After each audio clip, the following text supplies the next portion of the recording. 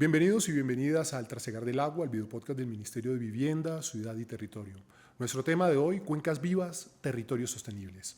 Hoy navegaremos por las venas abiertas de Colombia, las cuencas hidrográficas, que unas veces tejen vida, otras veces conflictos, otras veces esperanza. Desde La Mojana, ese inmenso humedal que regula las cuencas de los ríos Magdalena, San Jorge y Cauca, hasta el Atrato, allá en el Chocó, declarado sujeto de derechos, pero que aún está siendo afectado por la minería ilegal. Para hablar de cuencas vivas, territorios sostenibles, hemos invitado a Carlos Fonseca y a Paola Gómez. Carlos Fonseca fue viceministro de Ambiente, coordinó la relación con las CAR e institutos de investigación, lideró el Congreso Nacional Ambiental, Ambiente para la Paz, fue director del IDEAM, director de Conciencias, donde saneó sus finanzas y mejoró la confiabilidad. Es doctorado en Geografía, es máster en Ciencias de Gestión de la Universidad de Rouen en Francia y máster en Sistemas Ambientales y Urbanos. Bienvenido, Carlos. Gracias. Paola Gómez es asesora de la ministra de Vivienda, Ciudad y Territorio, es arquitecta de la Universidad del Valle, máster en Historia y Civilizaciones Comparadas, especialidad en Ciudad, Arquitectura y Patrimonio de la Universidad de París y trabaja con el reconocimiento de sistemas y saberes constructivos propios de los territorios y los materiales locales. Tenemos dos invitados de categoría. La Mojana es uno de los ecosistemas más grandes del mundo. Allí habitan más de 500,000 personas de 11 municipios y que pertenecen a 4 departamentos. Sin embargo, está siendo afectada por la sedimentación, la minería ilegal y los megaproyectos que alteran completamente su funcionamiento. Entonces viene la pregunta para ambos: ¿cómo altera esa minería ilegal la vida de las cuencas y la vida de las comunidades que habitan alrededor? Carlos Fonseca. La minería ilegal del oro en Colombia es el problema ambiental más serio que hay en Colombia, el más crítico. Si bien es cierto que la deforestación de la Amazonia en el piedemonte andino es un problema muy serio y afecta a los ríos voladores, sobre lo cual también mencionaremos algo, la minería ilegal ha crecido enormemente. El mercurio que se utiliza para extraer el oro se convierte en metilmercurio al contacto con el agua y tiene dos grandes problemas. Uno, que es bioacumulativo, se acumula en los peces y entonces la gente come pescado y tiene un problema muy serio, o afecta directamente a la gente, a los niños especialmente, también con un problema de conflicto con los nacimientos, por ejemplo. Los partos son con muchos niños cada vez más afectados, pero también el sistema nervioso y el cerebro se afectan muchísimo. Solo, ya que has mencionado La Mojana, hay registros, por ejemplo, de Sincelejo, Sucre, 2.000 personas semanales tienen que ir a hacer diálisis por los daños a los riñones, por los daños a todo el sistema renal. El mercurio es el gran problema crítico en este momento en Colombia. El mercurio ya está prohibido desde 2013, el cianuro es lo que han propuesto para reemplazarlo, pero también se está encontrando que es muy dañino. Entonces, estas sustancias que empiezan a aparecer empiezan a tener un valor muy alto. Está prohibido, pero se sigue utilizando el mercurio. El mercurio impresionantemente. Doctora Paola, como arquitecta, ¿cuál es la visión que usted tiene a este respecto?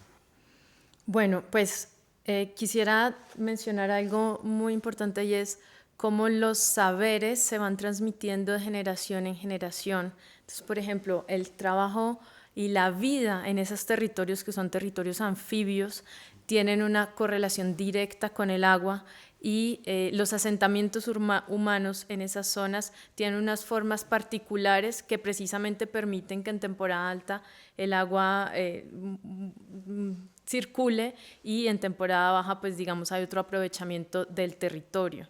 Pero es muy cierto que si contaminamos lo que es el origen propio de la vida, que es el agua, pues toda la vida de ahí en adelante va a tener un impacto negativo, ¿no?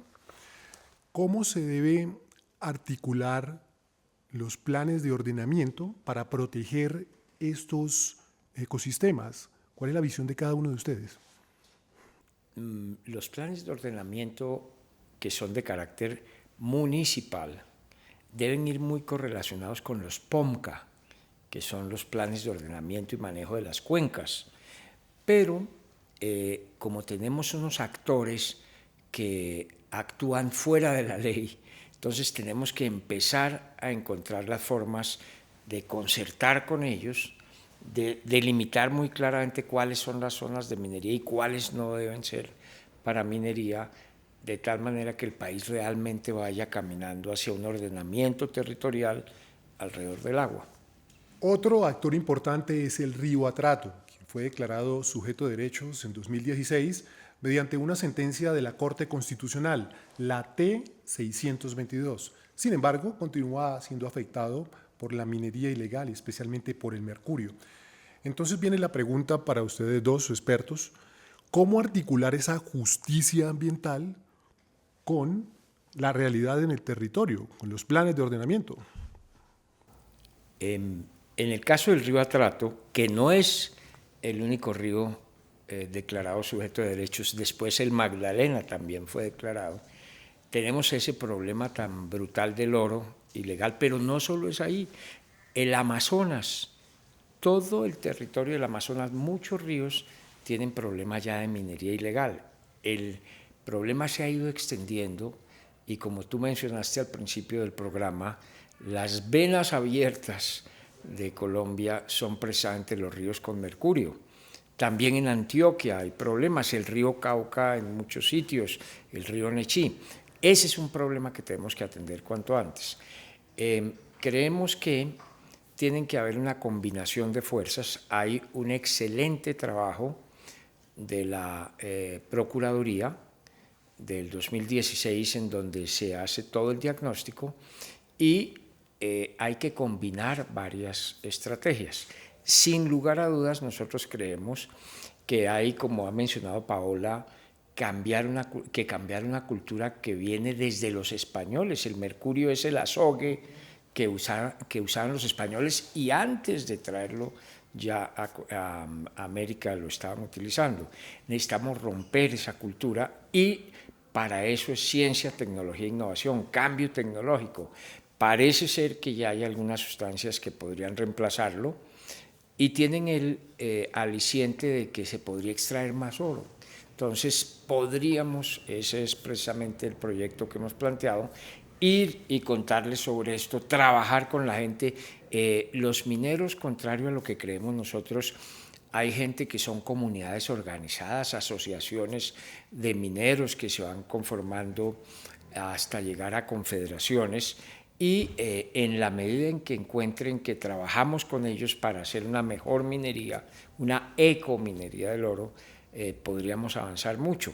Es obvio que hay actores violentos en todo esto, pero en la medida en que podamos demostrar que es una ventaja para todos, porque además se acaba el problema ambiental y el problema de salud humana, que es muy serio. Es que la gente que está trabajando allá está expuesta enormemente al mercurio con esos daños que mencioné, y también los peces y los ecosistemas. Y hay otro punto que no debemos dejar pasar, y es que con el uso de alternativas al mercurio se removería menos tierra, menos material. Sedimentación. Se disminuye la sedimentación y ese es un punto, como bien sabes, clave, por ejemplo, en La Mojana. Mira, cuando tú hablas de justicia ambiental, yo quisiera hacer como entender un poco desde qué perspectiva estamos planteando en este gobierno, en el gobierno del cambio y en particular desde el Ministerio de Vivienda, Ciudad y Territorio, lo que es el ordenamiento del territorio alrededor del agua y por qué eso que es la justicia ambiental no es algo que mira de aquí hacia afuera, porque nosotros los seres humanos somos parte de esa naturaleza que generalmente se mira desde afuera.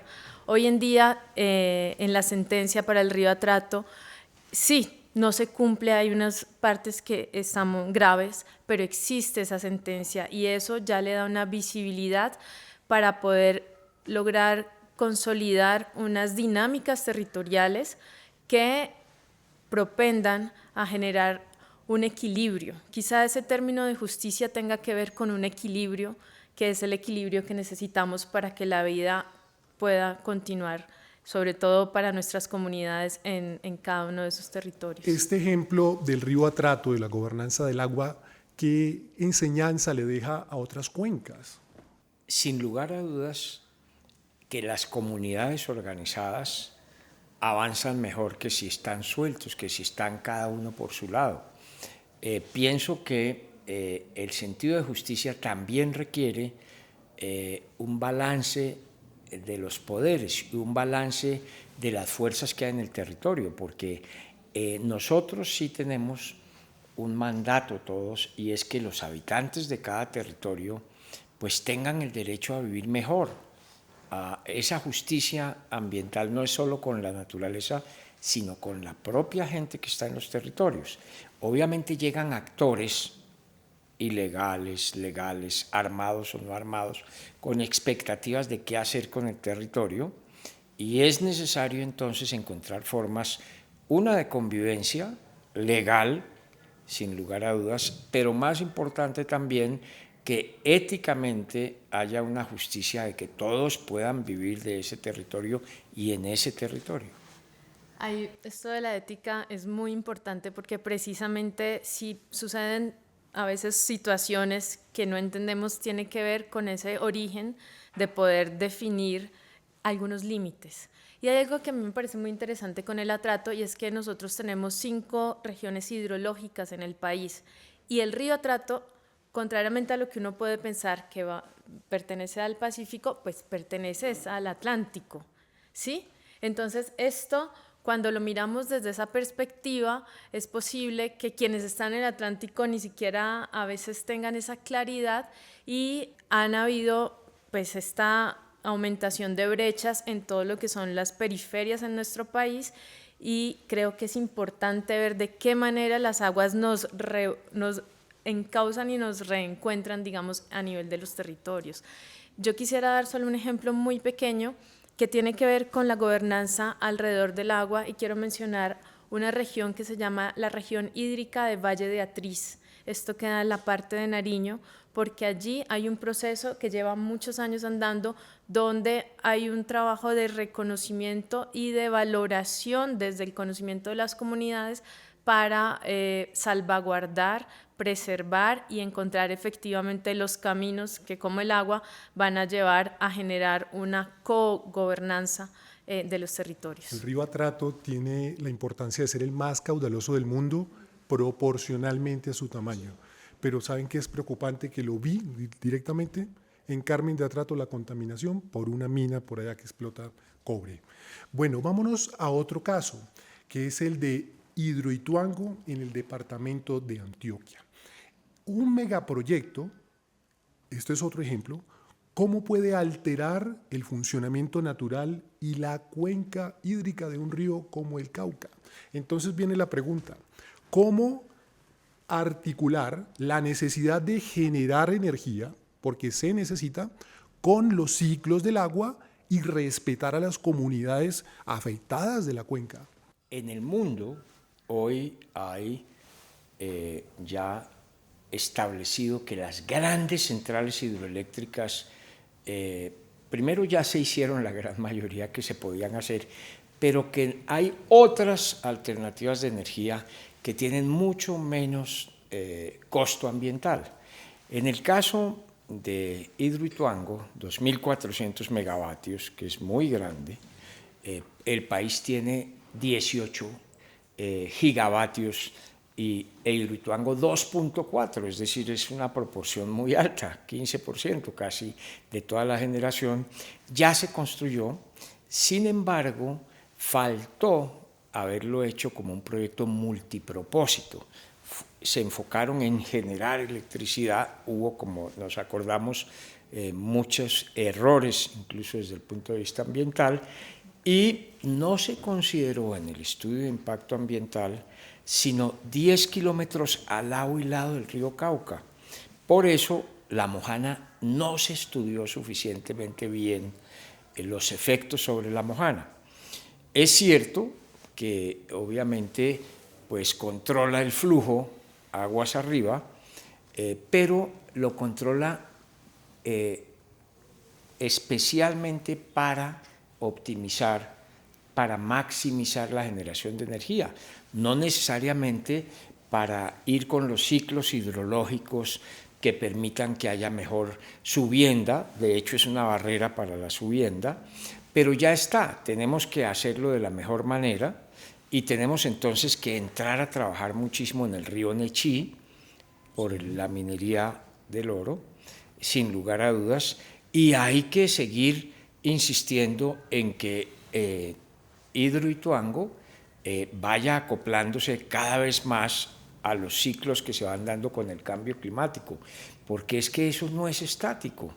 Estamos avanzando en el cambio climático y por eso, y voy a aprovechar porque Paola nos invitó a tocar temas muy de la gente y de la comunidad, a mencionar cosas que está haciendo la comunidad en La Mojana que vale la pena que el país conozca. La Asociación de Mujeres del Caño Ventanillas se puso a trabajar con los investigadores de la Universidad de Córdoba para identificar cuáles son las especies que le garantizan seguridad agroalimentaria en épocas de sequía y en épocas de inundación. Okay. Identificaron 80 especies y después les hicieron un trabajo de ver las que resistían más el estrés por sequía y por inundación y quedaron 33 especies. Todas las mujeres, esa asociación de mujeres, están sembrando en sus patios traseros esas especies. Eso es adaptarse con lo que tenemos en el territorio. Pues a ver, hay una necesidad de electricidad. Nosotros tenemos una correlación casi que directa entre las zonas de páramos, la producción y el consumo de agua, ¿cierto? 153 hidroeléctricas dependen de esa zona de los páramos. Entonces, Colombia es un país que hoy en día no solamente está dependiendo de las aguas para el consumo, sino también para la electricidad. Ahí, pues hay que encontrar también otra vez unas estrategias que permitan minimizar los consumos. Estamos teniendo que replantear también la forma en la que estamos viviendo. No se trata de seguir aumentando la producción para aumentar el consumo, sino también entender qué de esos consumos pueden ser más moderados y, por ejemplo, en las noches rurales, qué tan importante para la vida y para la fauna y para todas las especies es tener la luz de la noche. La planificación alrededor del agua exige de instrumentos, y usted lo mencionó, Carlos, como los PONCA, esos planes de ordenamiento para el manejo de las microcuencas, ¿cierto? Pero se necesita también, ojo, la voluntad política y la participación de las comunidades. Entonces, ¿cómo articular esos saberes desde lo local hasta lo nacional? Hay una figura que tenemos que hacer crecer, los consejos de cuenca, en donde los ciudadanos participan muy activamente. Existen y algunos están funcionando, pero tenemos que hacerlo mucho más ciudadano todo ese proceso. Paola ha mencionado lo del ahorro y uso eficiente de agua, pero hacia el futuro vamos a tener que pensar en reutilización del agua, vamos a tener que pensar en usar las aguas lluvias, vamos a tener que saber mucho mejor cómo están comportándose todo lo que es el agua subterránea. En México hoy dependen más del agua subterránea que del agua superficial.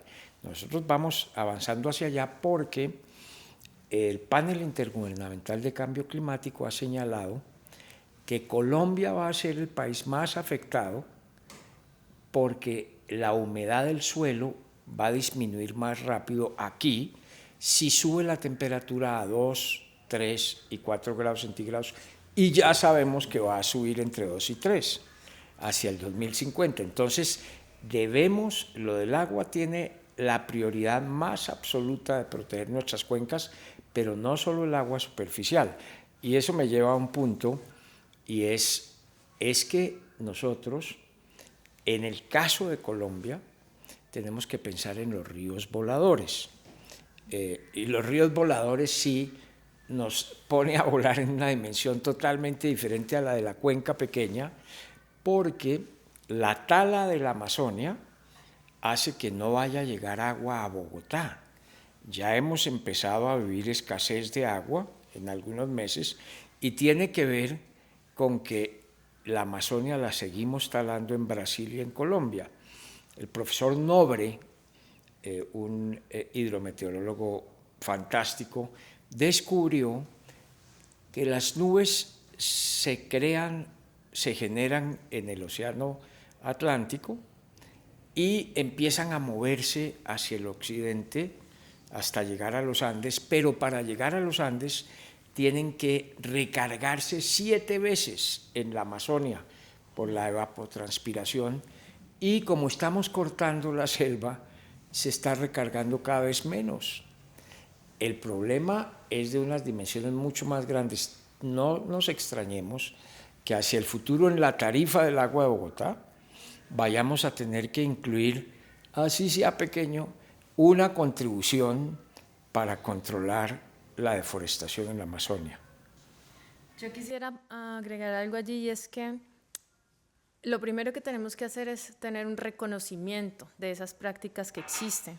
Entonces, por ejemplo, desde el Ministerio estamos trabajando, ya tenemos una resolución que reconoce la gestión comunitaria del agua, y esa gestión comunitaria entiende que hay un ciclo y que hay una correlación en cada una de esas circunstancias donde se toma el agua para una actividad, pero ese conocimiento no viene solamente de un documento escrito o de algo que viene en el intelecto, sino viene de una práctica de vida, y esa práctica hace que el conocimiento esté realmente enraizado en las poblaciones, y por eso, si logramos tener, observar, entender, reconocer, pues podemos generar precisamente ese puente entre las tecnologías o los conocimientos científicos con estos otros conocimientos que tienen un valor muy grande, y donde podemos ver que hay comunidades indígenas que todavía, digamos, tienen muy claro su manejo de recolección en cada casa de aguas lluvias.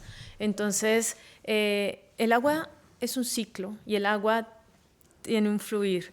De ahí que la manera como entendamos desde un gobierno, desde cada rol en el que cada persona esté, que cuidar esa gota significa cuidar la vida entera, pues va a poder construir esto que nos planteabas de cómo desde un gobierno hasta una comunidad y viceversa se va generando esas relaciones y esos instrumentos. Necesitamos de instrumentos, y tenemos ya, este gobierno ha trabajado en generar instrumentos precisamente para poder hacer un manejo y un reconocimiento de esos saberes. Ahora, es evidente que cada vez las lluvias van a ser más intensas, y el cambio climático va a aumentar la frecuencia y seguramente la intensidad tanto de las sequías como de las inundaciones urbanas.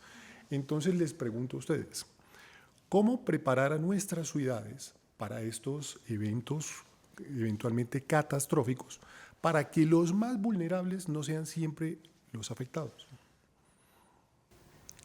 Bueno, pues mira, hay algo que son los SUTs, los sistemas urbanos de drenaje sostenible, y precisamente cuando se hace una planificación de un territorio, si tenemos en cuenta que esto lo necesitamos, pues va a tener un elemento de mitigación. Hay algo que llama mucho la atención, y es cómo las nociones de progreso en general han llevado a que las comunidades rurales sientan y quieran tener una casa de material, ¿sí? Por ejemplo, ahora estamos pudiendo mostrar algunos ejemplos de cómo en el planeta estamos haciendo esta, que dicen los indígenas, que adelante es atrás, de poder mirar, reconocer, digamos, mirar lo que algunas prácticas y cómo en Europa, yo no sé si sabes, están haciendo unos concursos para levantar el asfalto y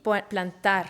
Entonces, toda la plaza de la capital, de la alcaldía de París, hoy en día es un bosque urbano. Entonces, precisamente la revegetación, los sistemas de drenajes urbanos, lo que son filtros, biofiltros, hay muchas cosas de soluciones basadas en naturaleza que las municipalidades de cualquier tamaño pueden empezar a integrar en sus acciones, pero para eso necesitamos primero reconocerlas y entender que este paradigma de desarrollo que nos llevó, digamos, a poner el planeta hoy en día en esta situación, pues precisa transformarse, no solamente enriquecerse, sino transformarse precisamente de otras miradas. Paola puso un punto que hace que uno necesariamente deba volver sobre él, y es los indígenas. Hay un libro que fue Premio Nacional Alejandro Ángel Escobar hace unos años, en el 2016 creo, que se llama Paraíba, el gran bagre del Amazonas. En ese libro, hecho por un antropólogo, por un indígena sabio y por un campesino, demostraron cómo cuando los científicos de las universidades fueron a averiguar qué especies de peces come el bagre, encontraron que 19 eran las especies. Cuando invitaron a los indígenas a el grupo de investigación, encontraron 92. Los indígenas, su capacidad de observación hizo que, digamos, los parámetros cambiaran radicalmente.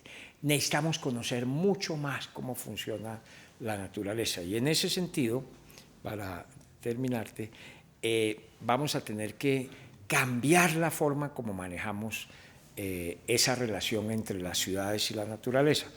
Por ejemplo, ya que mencionaste el caso de París, hay otros casos en donde la forma como están manejando las inundaciones, porque la verdad es que sí vamos a tener lluvias más fuertes, todo eso, pero en un periodo más cortico, y el que se va a alargar es el periodo de las sequías, ¿no? Entonces va a ser más cortico lo de las lluvias fuertísimas, todo eso mucho más intensas, pero vamos a tener más meses de sequía. Lo veíamos en otro capítulo anterior. En Túbano canalizan las quebradas. Las cuencas son el reflejo de nuestra relación con el agua. Si las cuidamos, reflejan vida. Si las herimos, generan conflicto. Ahí está el problema. Una conclusión, un mensaje de cada uno de ustedes.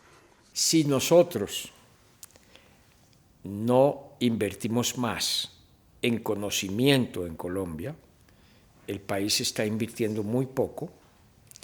Los chinos, desde el año 2000 al año 2023, han multiplicado 17.5 veces la inversión en ciencia, tecnología e innovación. Nosotros tenemos que invertir más en conocimiento, nuevos materiales, ecourbanismo, relación con la naturaleza, diseño basado en ese conocimiento, biodiversidad. Si nosotros no hacemos eso, vamos a pasarla cada vez más mal con el cambio climático, con la pérdida de la biodiversidad y con la contaminación ambiental. Paola. Bueno, yo para esa conclusión quisiera volver al título de este episodio, y son Cuencas Vivas, Territorios Sostenibles. Y es que poder reconocer que esa vitalidad no es algo que está afuera, sino que es la misma vitalidad de la que somos parte, pues es un primer paso precisamente para poder tener más cuidado y que todas las estrategias, planes, programas, proyectos y lo que se haga de política pública en ese sentido cobre un sentido en la apropiación de las comunidades. Muchas gracias a ustedes. Gracias. Muchas gracias. El futuro de Colombia fluye por sus ríos. Analicémoslo. En el próximo episodio hablaremos de ciudades sedientas, cómo algunas urbes tienen gran cantidad hídrica y a otras les hace falta. Este es el Trasegar del Agua, el podcast del Ministerio de Vivienda, Ciudad y Territorio. Hasta la próxima.